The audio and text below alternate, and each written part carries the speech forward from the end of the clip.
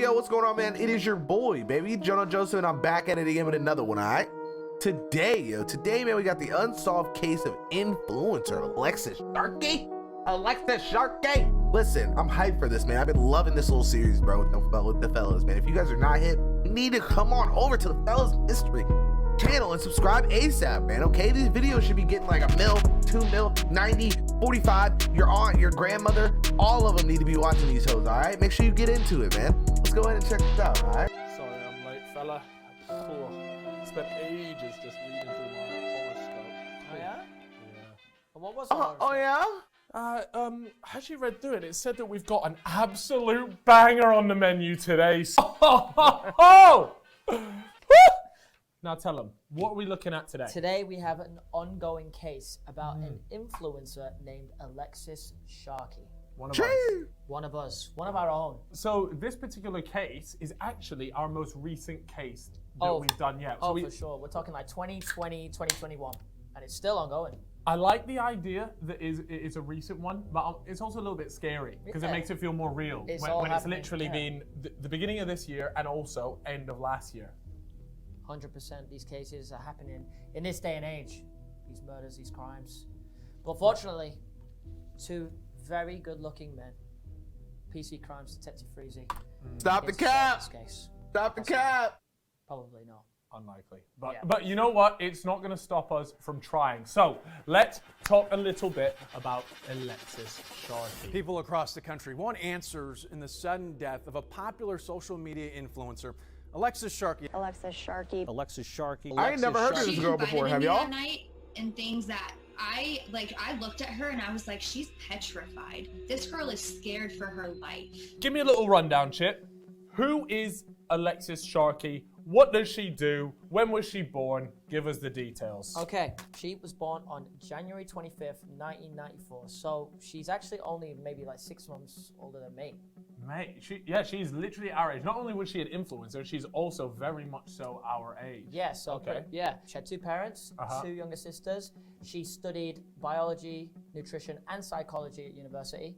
Okay, so was she relatively smart then, would you say? Oh, that sounds pretty smart. It's better than, You and me. failing most GCSEs. Not that we did. Anyways. So after she's graduated in 2016, she's moved to Odessa in West Texas, where she started working at a place called Twin Peaks, which is pretty Hey, much... chat, somebody add the new Pro Clubs video to the queue, please.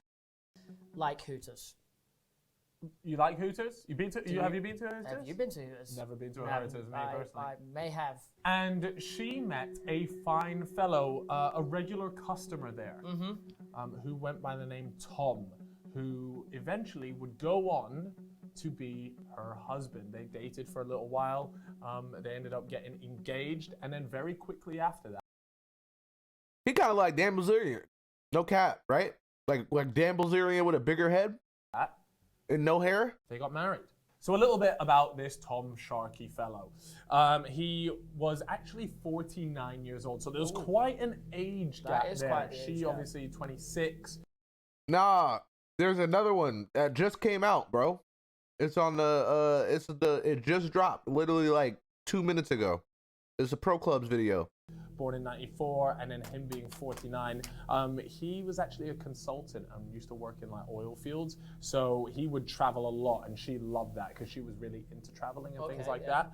And so she was working at this Twin Peaks spot where she ended up coming into something called an MLM. You know what an MLM is? Tell me about it. An MLM works in the sense that a lot of people will compare it to a pyramid scheme, and they actually got a lot of negative press around these MLMs, and a lot of people will almost refer to them as scams. Okay. Because instead of trying to sell a product, you're almost trying to convince other people to sell the product, and then by doing that, the people that you've convinced, you then take a percentage or some commission off of the product that they've sold. So she was actually really good at that. You could maybe say it was down to the fact that she went to uni and studied psychology, and just at this time that she started doing the MLM work, she was actually taken off with it. She started smashing it, and only after a month of starting it, she decided to completely sack off her job. She actually became a bit of an influencer. Now, she doesn't like to be called an influencer, and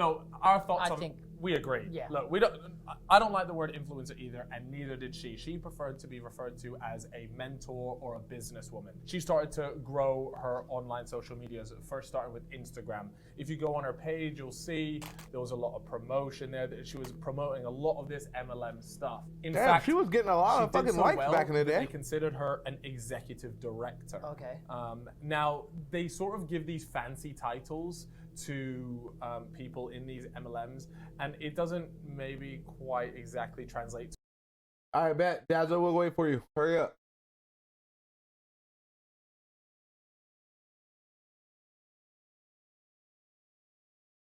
Chat, I'm just kidding. There's no fucking way in hell we're waiting on this. To what most people think is an executive director, but regardless, that's the title that they gave her because she was earning almost $400,000 a year. Wow. So when we're talking about the amount of money, we're talking big money. Yeah, serious cash. I am in the wrong job.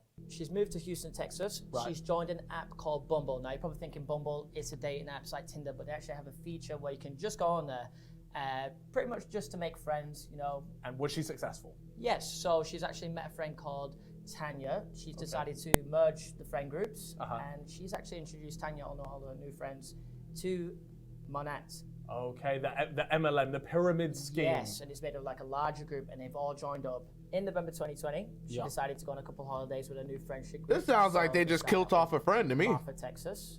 Then they went to Tulum, Mexico. And this was actually all without Tom.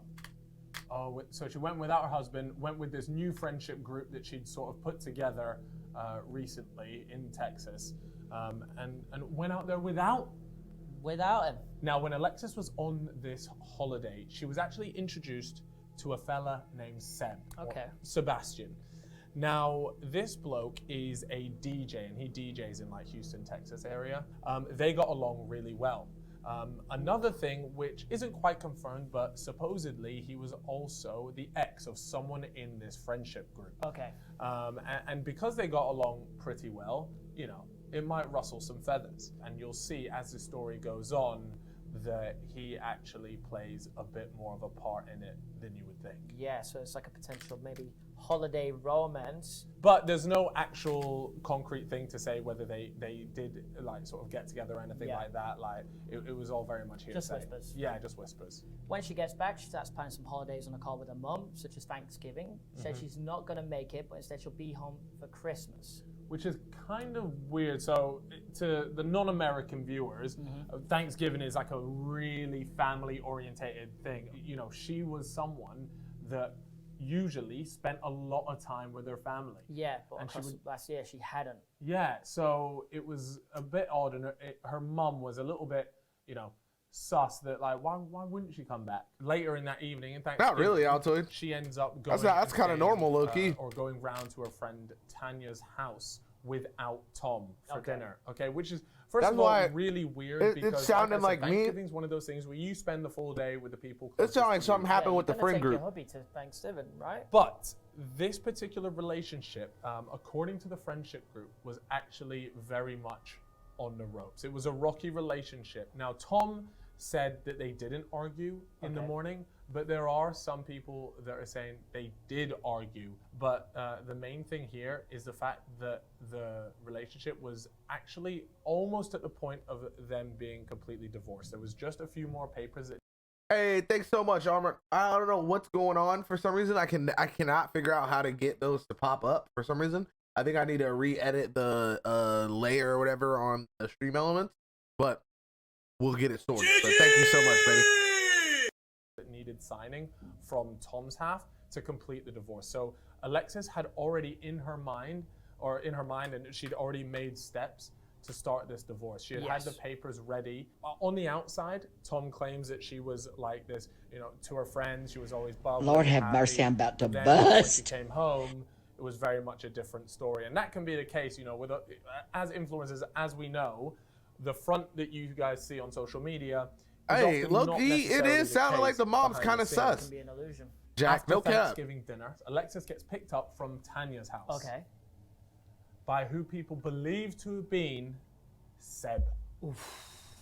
The same Seb that she got introduced to while on her holidays. The DJ. The DJ nigga, yeah. Supposedly they went out drinking until about 3 a.m. that evening. Could just be friends. They could just be friends, but a lot of people were saying, you know, if you're going out drinking with someone else, I reckon that there has to be a little bit more there going on. Once the drinks had finished, Alexis then texted Tanya, her friend, to say, yo, I'm coming back to pick up my car. Tanya was already asleep at that point, so she missed the message. 6 o'clock was when my last text message was sent to her. By the sounds of it, it sounds like she got home and was unharmed on that night. Yeah. Which then leads us to the next day, which is Black Friday. If you don't know what Black Friday is, it's a day in the year, really across the globe, where things are often on discounted price. You know, so if you're Bro, I was about to be so pissed if I just found out that the UK didn't have Black Friday. I was about to be so upset. I was like, what? There's no way this only happens in America. trying to sell something, this is arguably one of the biggest days of the year, if not the biggest day of the year. If we remember that Alexis was actually part of this MLM, she was constantly promoting this Monat product. Okay, it is not a food or drug, so these products can never be FDA approved, but all of the ingredients going into them are FDA approved. They also use the USP standards for product ingredients. This is a massive day for her. She doesn't seem happy. She seems kind of weird, like more scripted or forced or almost in the sense of like rushed, maybe? Okay, and not only that, but a massive day for the friendship group. Everyone that was involved in this MLM, Black Friday is the day where she was supposed to be the most active, on it the most. Not a peep. There's not a peep on social media, in the WhatsApp group, nothing until 5:30 p.m. So the message at 5:30 was Alexis in the group chat asking the girls if anybody actually wanted to go out for drinks, okay? Which is a bit weird. She's not been online all day, not been posting. She just drops in, what's up girls, beds, 5:30. That is so weird Yeah. for someone that should have been so active today and then just randomly pops up at 5:30 after being unresponsive the entire time. Nobody could make it, so instead they actually organized a girls' day for the next day. What? Pajamas. I'm like, bitch, where you been at? We've been trying to get you the fucking bag. The fuck? That is really sus because, Is you know. it even her making that text? Look. I said nothing. You said nothing. Look, that's spooky. That's spooky. You said that now. Now I'm thinking, what is it? Who is it that would have texted that? A ghost.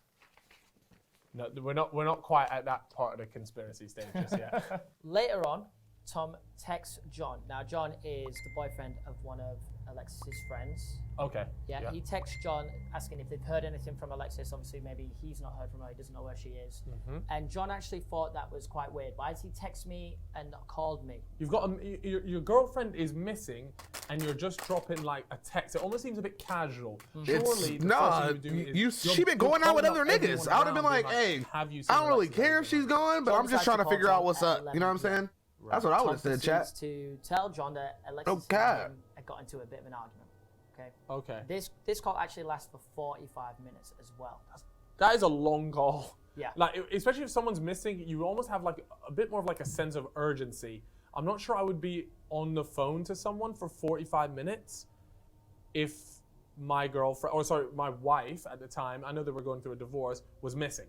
Well, that's an interesting thing. John actually says that after the call that the entire call something felt off about it. Right. And that Tom had actually been changing his story. He later changed his story and said there was no argument. In one call, he starts off by saying, look, we had this argument, and then she left barefoot, all that sort of stuff. It was saying climbed the fence. Like, what the hell? The fence and all that.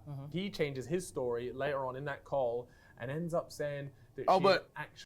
Don't forget, chat, no offense to white people, but Shorty is white. They be going barefoot and shit all the time. That might be a thing. Actually driven away intoxicated. Yes. And it, not only that, but the barefoot one wouldn't really make too much sense because it was actually like a rainy day. It was a horrible day. It's not one that you would run away with or anything completely barefoot. Yes, he also said that he had her phone and that he tried to use Find My Friends. Now, you know, anyone with a phone knows you can't use Find My Friends on someone who doesn't have their phone. Right, so, okay, so one story was she had her phone, and then the other story was he had her phone. Bro, I mean, first of all, it should never really change, but maybe you remember some new things or things. You know what? I'm not really gonna count on homie right now, or count off homie right now.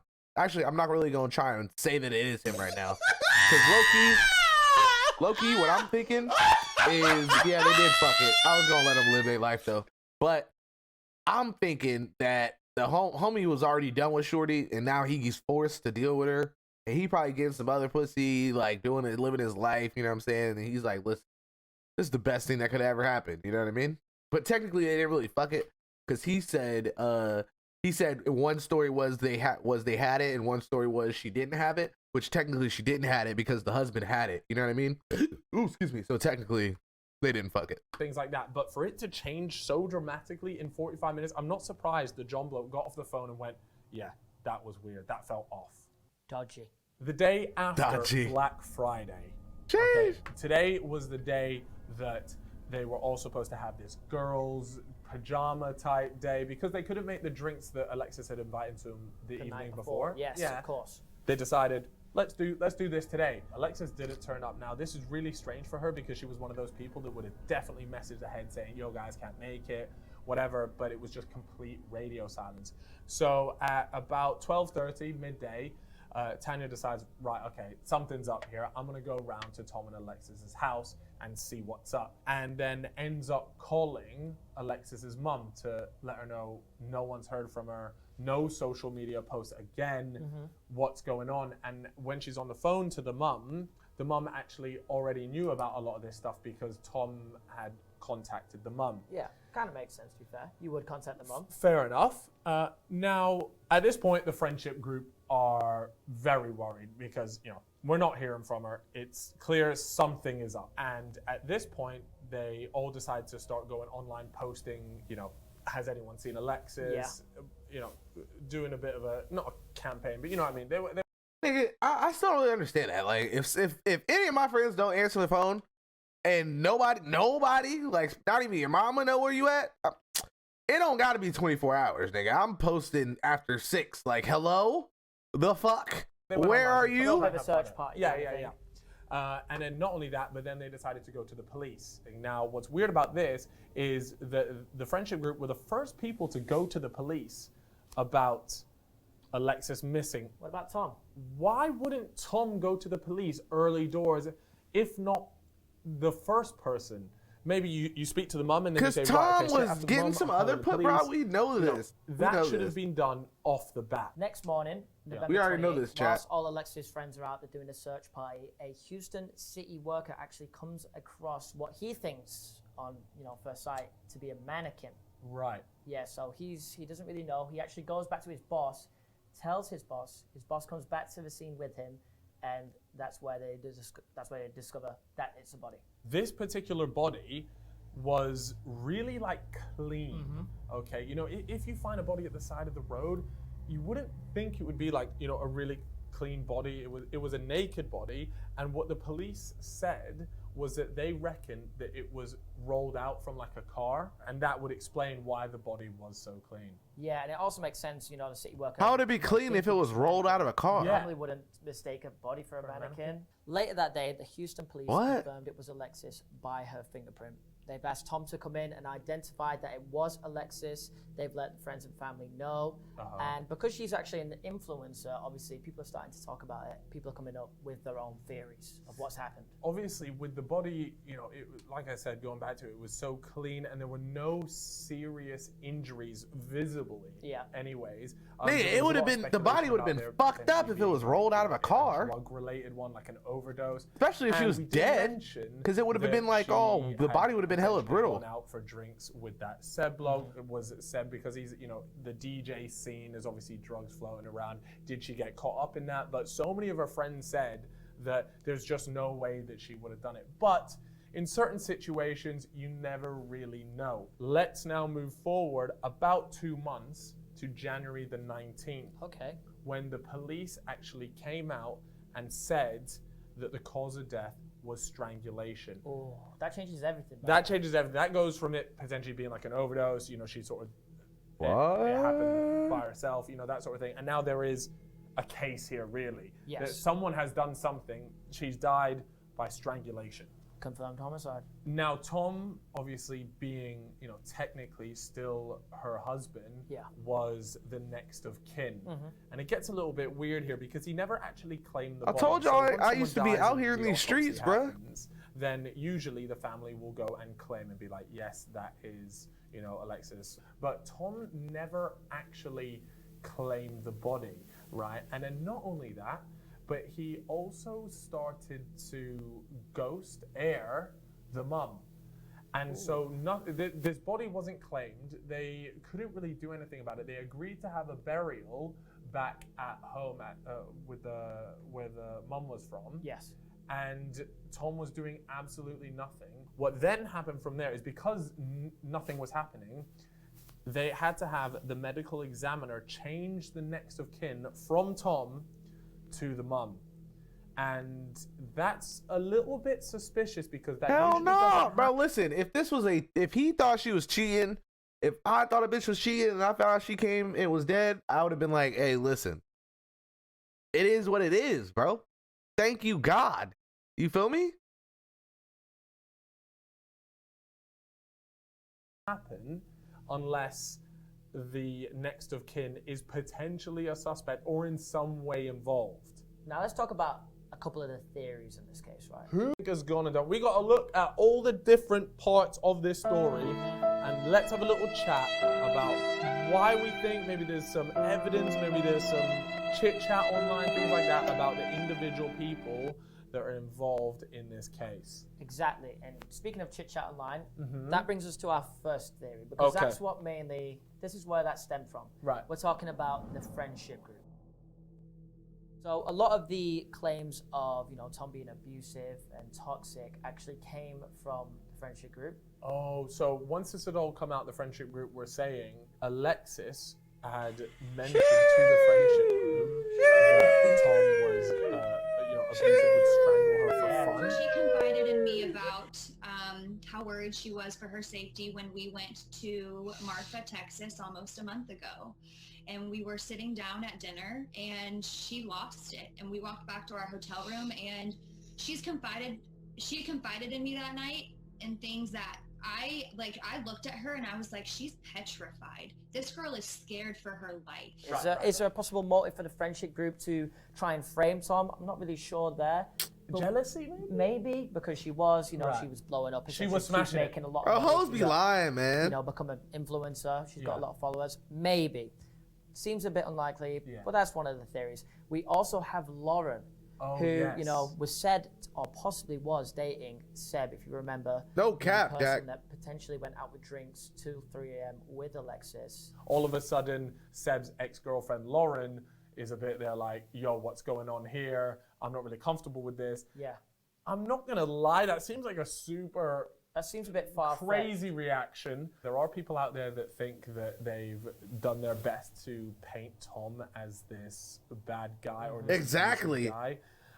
When the So- other chick was running out on my I mean, nigga, bro. I don't think the friendship group. How is that theory or not- the that would've been my Lauren first really theory, has bro. Any legs? I'm with you on that. Did Lauren go out and strangle Alexis? That's that another easily? thing. You're talking about a woman strangling another woman. That's not very common. Not at all. What? On the other hand, Tom.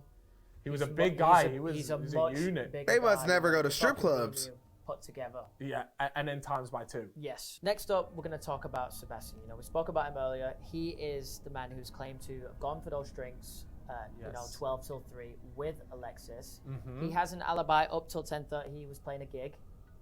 Then he claims to have gone for them drinks, of course. Which does match up with what Tanya said as well. There was someone that came and picked her up. Is it Why? is it possible that they've gone for those drinks? She's ended things with him. He's got mad. There's a bit of a motive there. But one thing that kind of doesn't add up there, like, is she going to go on an entire night out with him and end it at 3 a.m.? Yeah. That's my personal thought. That doesn't kind of. The Seb one is almost like the weakest one for me. It would have maybe played into it a little bit if it was confirmed like overdose. Obviously, with him being a DJ, exposed her to maybe drugs that she never had before, didn't know how much to take. But ultimately, it wasn't an overdose. It was a strangulation. So, yeah. Again, it's not very convincing. No, I'm So not. now I'm to not the believing elephant it, in bro. the room, Okay. right? The big one, the big cheese, the big fish. We want to talk about Tom Sharkey. Right now, it's important to note actually that he had reportedly been very cooperative with the police to begin with. And not only that, but he did a media interview as well. He was quite emotional on that. He said he'd been finding it really tough. There were death threats towards him, that sort of thing. And he ended up just apologizing and hung up on the interview ultimately. This particular one is a little bit weird because in the time where everyone was posting online about, you know, help find Alexis, all this, he actually put up a Facebook post, right, talking about it. And he was referring to her in the past tense, even though the body hadn't been found yet. Ooh. He couldn't have known that she was dead. Surely. Is that a slip up? That's what I mean. Bro, I talk about all of my exes. I talk about all of them as if they're dead. Because technically, I buried them. You know what I mean? Surely you would be talking with hope, like, we're going to find her. I can't wait to see her next time. But it was all in the past tense. Like it already happened. Like he knew. Like he knew, exactly. We had also mentioned previously He ain't do it, man. that Alexis had confided in her friend Lauren, saying that Tom had, reportedly, been strangling her for fun and things like that. Now, if that is true, that's obviously pretty sus as well. Yeah. The big theory, right, is that she went out on these drinks with Sebastian. They went on till 3. She comes home. Has Tom seen this? Maybe found out that, Sebastian and her had hooked up and just reacted in the absolute worst My nigga way Tom is a possible. real one, bro. He like 50. So He not out here angry, killing ended bitches. up Come on, strangling bro. her, took it a step too far, if you will, and ended up killing her. Yeah, no. That sounds possible. That sounds pretty likely. We know their relationship was rocky. It doesn't even make was sense, a matter bro. of time before they were getting divorced.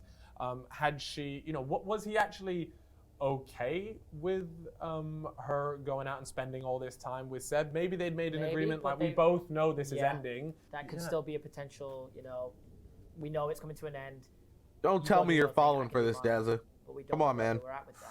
Yeah, was that even the case? Or I thought you were was it smarter one than this. after- Yeah. Did he find out and go and just flip and lose it? Yeah, because he could have still thought, look, we're still married. You are still married to me. That's unacceptable.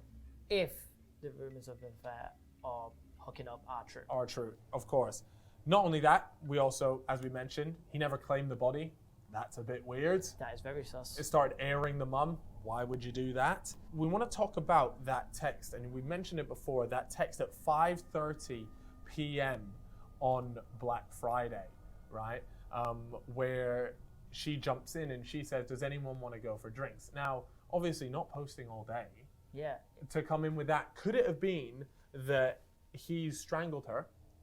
Then what's happened is, maybe buy him some time. Create himself an alibi kind of thing. Yeah, and he's gone in and he's using her phone, pretending to be her, saying, do you want any drinks? Because that doesn't make any sense. You should be posting on social media about selling your product. And apparently it was the longest time in between posts that she had gone. Now, if you look at court records, obviously you can see that Tom was married previously. He had an ex-wife. He had 2 kids with that ex-wife.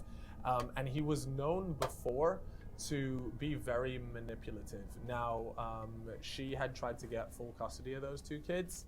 And what he would do was he would manipulate her with these kids and even sent nudes to his ex-wife's employers, almost as like an embarrassment thing, like, I'm okay, because you're doing this to me, I'm now going to embarrass you by humiliate her by sending these nude pictures to the employer. Was it supposed to be like, you've humiliated me by going out for drinks with this guy and potentially getting together?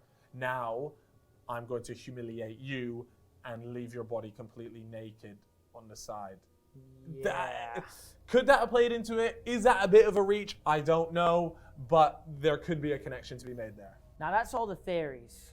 We've been through everything that we have. What do you guys think? What do you think, actually? I know. I mean, look, I think the maybe the more obvious one is Tom, but we want to hear what you guys think, what your theories are. Not only that, but in this case, because it's so recent, there really is a lack of evidence, and obviously the police will be holding on to some evidence as well because they don't want to compromise the case. Well, electric forensics right now, you know, they're still ongoing with the case, trying to, you know, figure out who Alexis had communicated Was with chatting on the day. to. You know, everyone's getting hold of everyone's Because devices. obviously with phones, it's pinging cell towers, trying to Absolutely. get all the information around that possible. And who knows, the police might actually Nah, have no a lot cap, more. Daz. That's We what I just hate don't know too. about it yet. I But think what it's. we I presented still to you think that guys it's the today, What friends. we've tried to do is separate a lot of the online rumors and hearsay with some of the facts as well. Obviously, this is really sad, and it's not only that, but it's also so recent. Yes. Which, like I said at the beginning, just makes me feel a bit weird. The truth squeeze me, will guys. come Sorry. out soon, Hopefully.